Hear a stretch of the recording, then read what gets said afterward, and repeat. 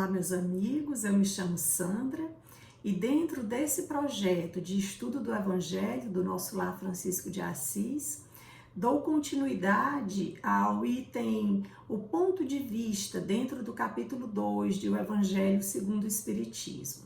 Coube a mim tecer leves comentários sobre o item 7 desse capítulo 2 e eu iniciaria dizendo: lembrando do tempo em que nós pensávamos que toda a criação de Deus, tudo no universo se limitava à humanidade terrena.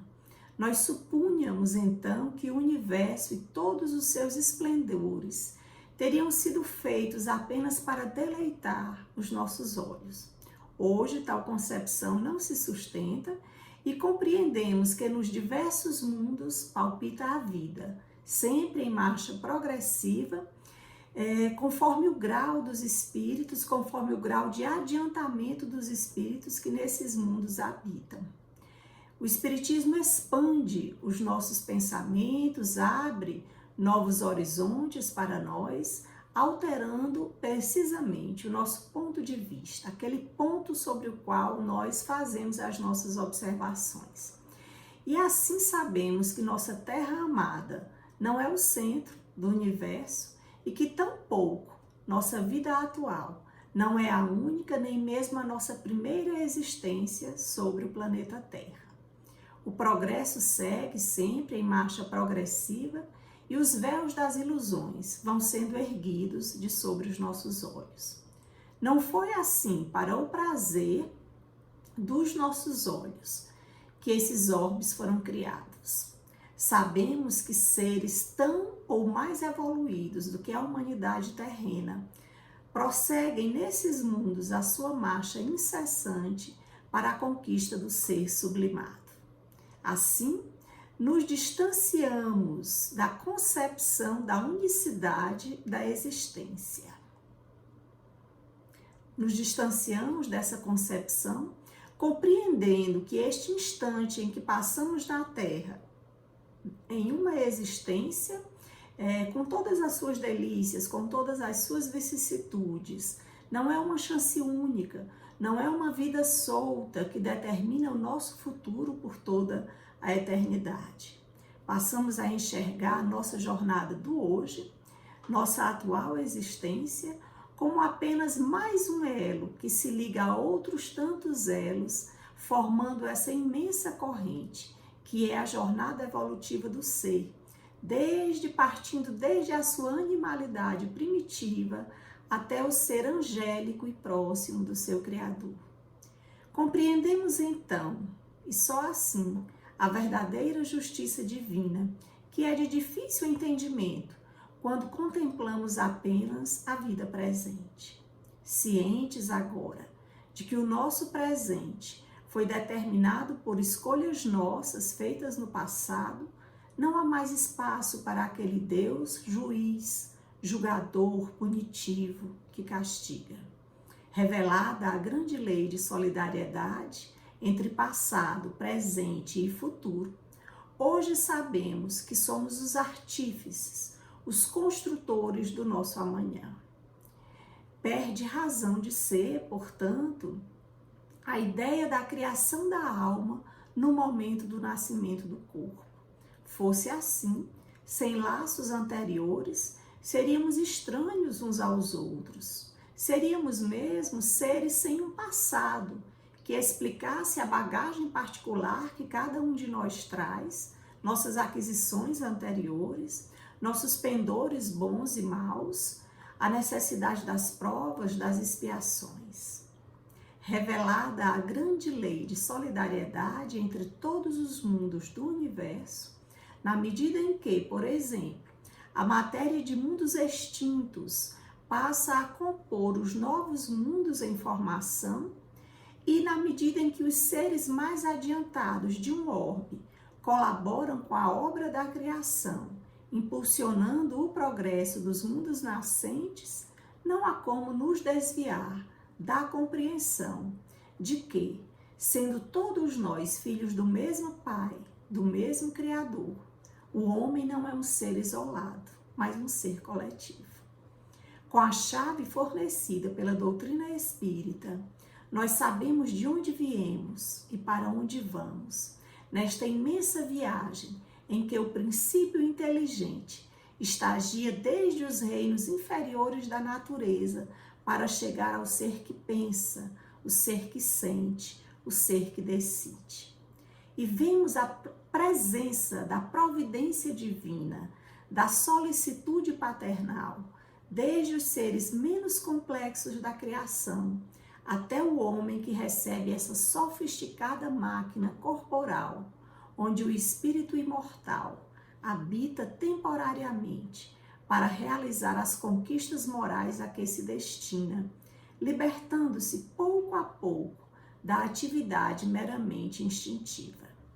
Finalmente, obtemos a compreensão profunda de que somos os filhos amados daquele que tudo fez e que nos deu uma finalidade, um destino que devemos realizar.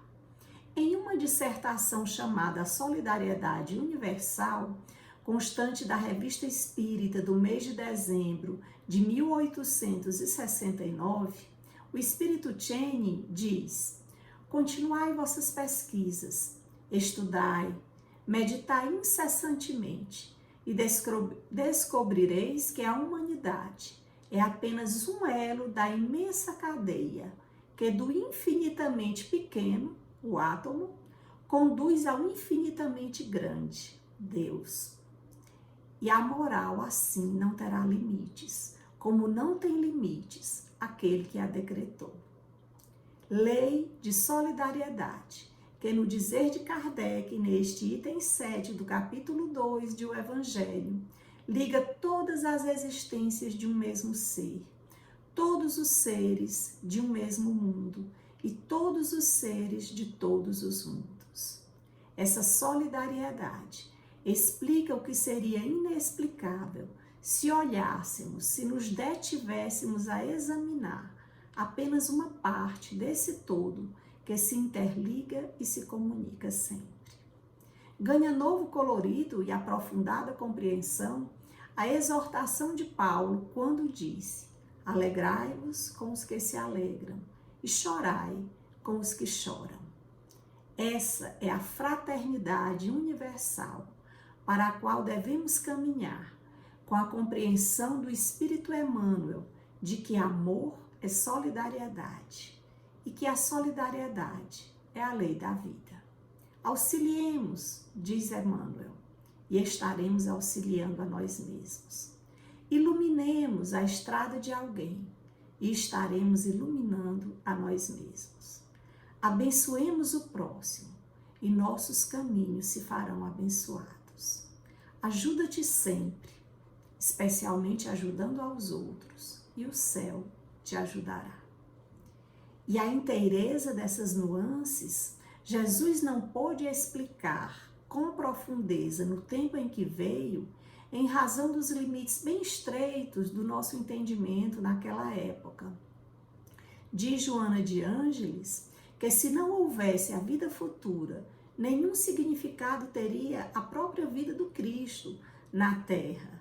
Não teria significado seu esforço hercúleo para erguer o ser humano do seu primarismo e recomendar-lhe a incessante luta pela sua transformação moral.